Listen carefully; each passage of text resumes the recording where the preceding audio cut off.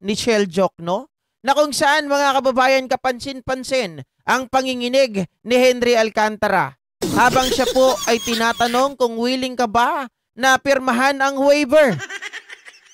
Mga kababayan, ito po ang nangyari dyan. Etong si Alcantara, mga kababayan, ay tumanggi po. Mga ka-GPnatics, eto, panoorin natin.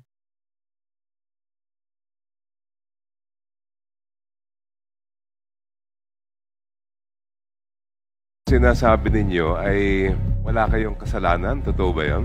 Yes, Your Honor. Malinis kayo. Yes, Your Honor. Willing din po kayo mag-submit ng waiver ng bank secrecy law? I think it's my right not to sign a waiver. Okay. It's my right not to sign the waiver. Takot!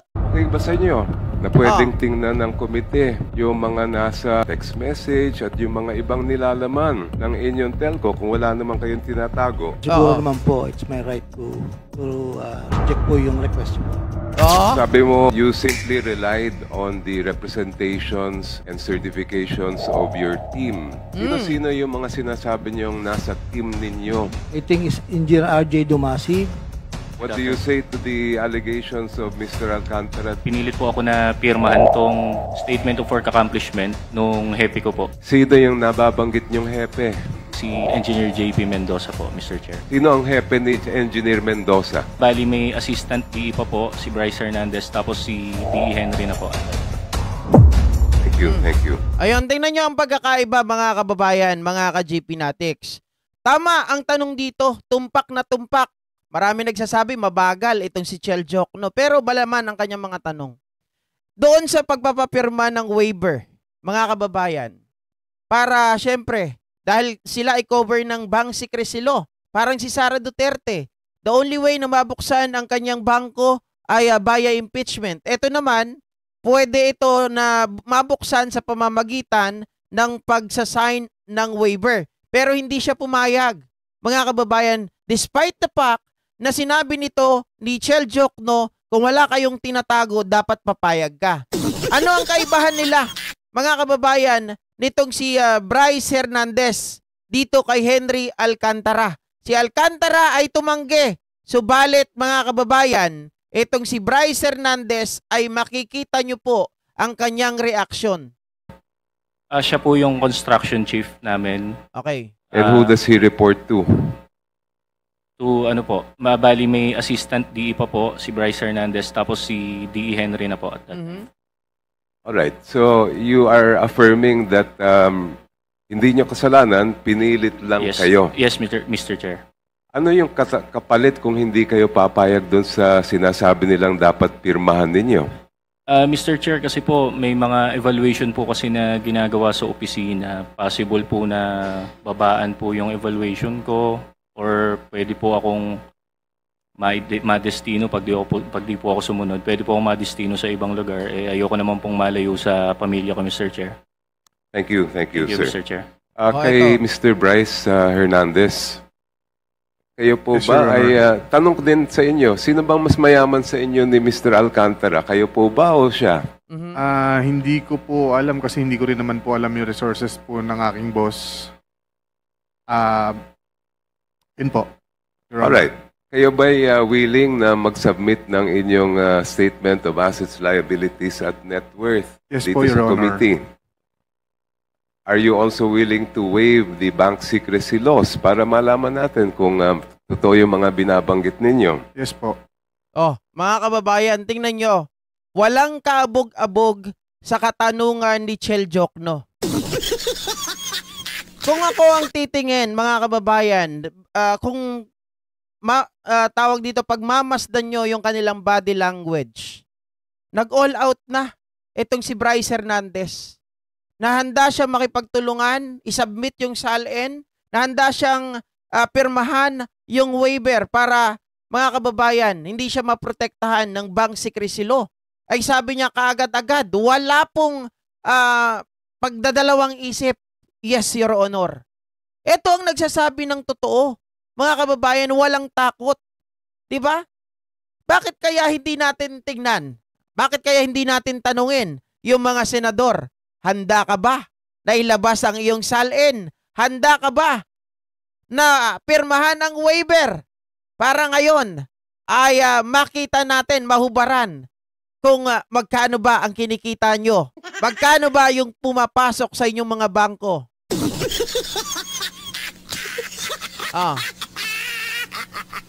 Diba, mga kababayan? Kaya ko po ipinapakita ito dahil magkaiba sila kung paano sumagot. Si Alcantara, takot na takot. Si Bryce Hernandez, malakas ang loob. Walang tinatago.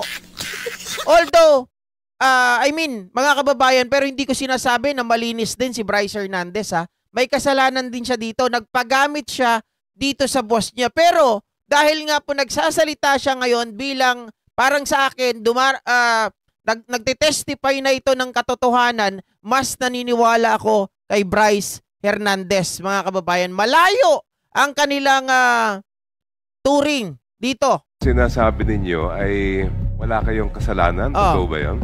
Yes, Your Honor. Wala daw kasalanan. Mayroon bang walang kasalanan na takot? Linis kayo. Yes, Your Honor. Willing din po kayo magsabit ng waiver ng bank secrecy law. I think it's my right not to sign a waiver. Okay ba sa inyo na pwedeng tingnan ng komite yung mga nasa text message at yung mga ibang nilalaman ng inyong telco kung wala naman kayong tinatago? Siguro naman po, it's my right to reject po yung request po. Sabi mo, you simply relied on the representations and certifications of your team. Sino-sino yung mga Diba, mga kababayan?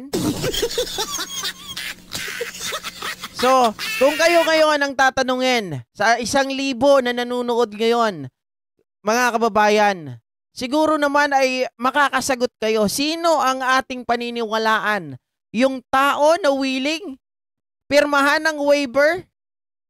Yung tao na willing na ipakita yung kanyang salin? O yung tao na tumatanggi, mga kababayan, at hindi mapakali, hindi alam kung paano lulusot? Diba? Napakasinungaling. Na kanina huling-huli rin na ang sabi po ay hindi raw niya rin kakilala si Senator Jinggoy. Hindi raw niya kakilala si Senator Villanueva. Pero sa mismong video niya, siya po ang nagsasabi at nagpapasalamat kay Villanueva. At doon sa electronic evidence ay kitang-kita, mga kababayan, na meron silang ugnayan at inamin niya. Mga ka-GPNatic, sabi niya po, oo, there was a time na nagsabi sa akin etong si Villanueva na ipalala ko daw kay Secretary Bunoan ang kanilang usapan. Would you think, mga kababayan, would you believe na hindi sila magkakilala pero meron silang contact sa isa't isa at meron silang communication? Would you believe, mga kababayan, na wala silang wala silang tawag dito, ugnayan? Would you believe na wala silang transaction?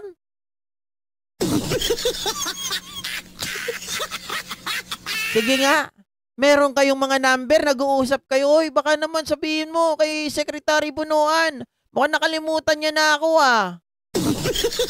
Paalala mo naman yung project na napag-usapan namin.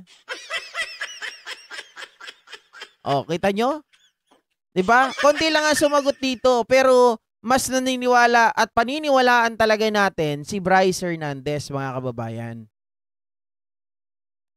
Mama Ross, panay sabi na malaki magpatalo si Bryce sa casino, tapos ngayon, mas willing pa si Bryce reach out ng lahat. I believe kasi, si Bryce Hernandez, nagpapatalo din. Hindi rin siya malinis. Alam din niya yung pangalan nung Marvin de Guzman. Alam niya yan.